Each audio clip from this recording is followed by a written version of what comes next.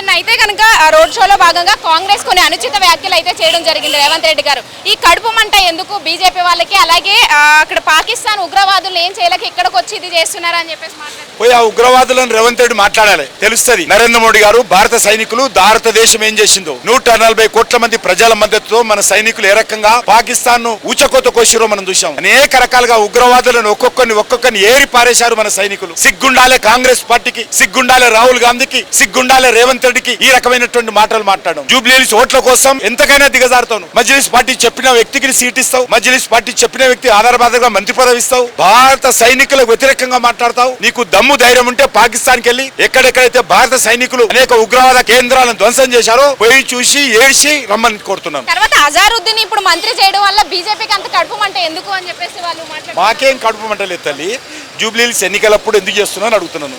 నీకు అంత ప్రేమ ఉంటే 2 సంవత్సరాలుగా ఎందుకు చేయలేదు? 2 సంవత్సరాలుగా మైనార్టీ లేని మంత్రివర్గాన్ని నడిపి 2 సంవత్సరాలు మరి ముస్లింల మీద ప్రేమ అందుకులేదా? ఈరోజు అంత ప్రేమ ఉంటే అజారుద్దీన్ మీద గతంలో టికెట్ ఇచ్చావు కదా 2 సంవత్సరాల క్రితం, మళ్ళీ ఇప్పుడు ఎందుకు చేయలే? ఇవన్నీ చెప్పాలా? ఆయన మీద ప్రేమ, కపట ప్రేమ ఉన్నది ఆయనది. ఓట్ల కోసం ఈరోజు జూబ్లీహిల్స్లో ఓడిపోతున్న భయంతో అనేక రకాల డ్యాన్సులు వితండవాదాలు చేస్తున్నాడు రేవంత్ రెడ్డి.